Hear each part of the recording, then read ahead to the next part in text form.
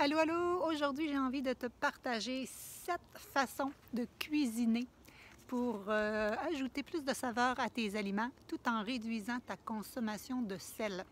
Pourquoi? Parce qu'aujourd'hui, 17 mai, c'est la journée mondiale de l'hypertension.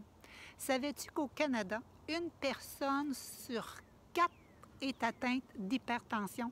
Et c'est la principale cause c'est en lien avec la principale cause de mortalité dans le monde, qui sont les maladies cardiovasculaires. Quoique au Canada, les maladies cardiovasculaires sont tombées en 2e place après les cancers. Qu'est-ce que ça implique, ça? Si on regarde au niveau des Canadiens, on dit que 58 des personnes âgées de 1 an et plus consomment plus que ce qui est recommandé en termes de sodium. Ça a un impact au niveau de ton cerveau, au niveau de ton cœur, c'est certain, vous l'avez déjà entendu parler, au niveau de tes reins. Et ça occasionne éventuellement des maladies cardiaques, des AVC, de l'insuffisance rénale, par exemple.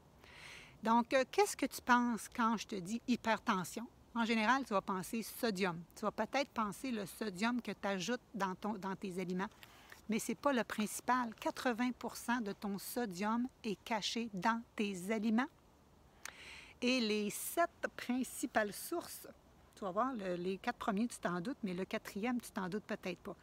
Premier, boulangerie, pâtisserie. Deuxièmement, les mets composés, les mets préparés. Viennent seulement ensuite les aliments transformés. Là, tu me dis, moi, j'en mange pas de ballonné puis ces genres d'affaires-là, Nathalie. Ouais, mais ton petit prosciutto puis tes petites saucissons plus raffinés, ils en contiennent.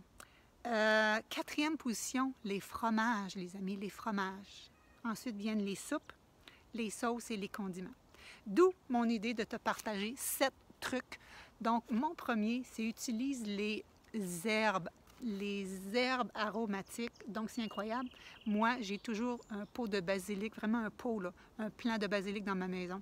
De la coriandre, j'en mange en quantité industrielle. Donc, ils ont des belles propriétés qui ajoutent de la saveur et qui améliorent aussi au niveau de ta digestion. Deuxièmement, les épices. Hein? On connaît toute la cannelle, le cumin, le curcuma, le curry, ça peut ajouter plein de saveurs, mais pas juste ça, c'est rempli d'antioxydants, ces éléments-là, au niveau des épices. Donc, c'est vraiment favorable à ta santé.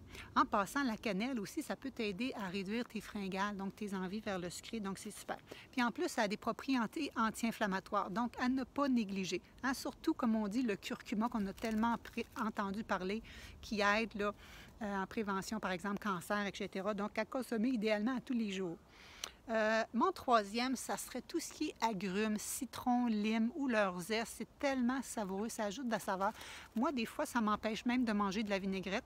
Je vais juste faire un squeeze de citron sur ma salade, quelques herbes et le tour est joué, même pas d'huile. Donc, ça nous aide aussi à diminuer le sel, mais aussi diminuer notre consommation de vinaigrette et d'aliments riches en gras. Sans dire aussi justement que ça a aussi des propriétés anti-inflammatoires et ça renforce l'immunité au niveau des agrumes. Mon 4e, le gingembre, j'en mettrais partout, j'adore ça. Bon, pour la digestion, vous connaissez les propriétés du gingembre, par exemple, pour les nausées. Donc, super, aussi riche en antioxydants. Donc, le gingembre à prêter là, dans nos sauces, dans nos sautés, vraiment, vraiment délicieux. Ensuite de ça, je dirais tout ce qui est les vinaigres de cidre de pomme. Ça pourrait être aussi les vinaigres balsamiques, mais on réduit la quantité en sucre là-dedans, c'est certain. Donc, ça nous aide à ajouter de la saveur. En 6e, je te dirais peut-être une source de piquant pour ajouter. Quand tu ajoutes de la saveur, des épices, du piquant, ça t'aide à réduire la quantité de sel. Donc, aie chez toi une sorte de sauce piquante, soit de la sriracha, ça peut être la tabasco. Bon, c'est pas ma préférée. Ou rien que du poivre. Il y a différentes sortes de poivre et tu sais que le poivre, justement, augmente l'absorption, justement, de la curcumine que je t'ai parlé tantôt au niveau des épices. Donc, effet bénéfique, synergique avec les deux. Nous, l'été passé, on a planté plein de piments d'Espelette et excellente récolte. Ça a séché sa corde à linge, des petits piments, toute l'année dans le sous-sol. Et maintenant, on a tout broyé ça, on a un pot. Donc, j'ajoute ça un petit peu partout dans mes recettes. Donc, vraiment super également. Et pour 7e, je te dirais tes bouillons que tu fais toi-même avec tes pelures, tes retailles de légumes. Excellent. Tu ajoutes de l'oignon là-dedans.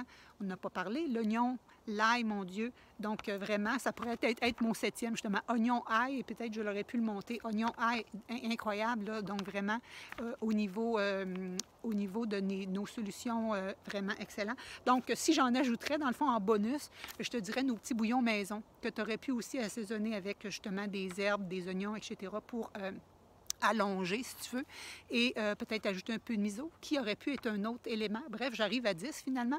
Donc, le miso, ça aurait pu être les algues, soit le nori ou soit les feuilles de la dole, ça, par exemple.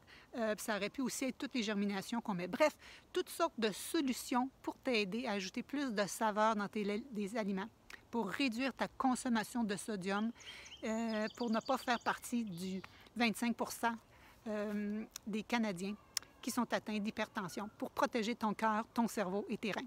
Donc, dites-moi si ça te parle.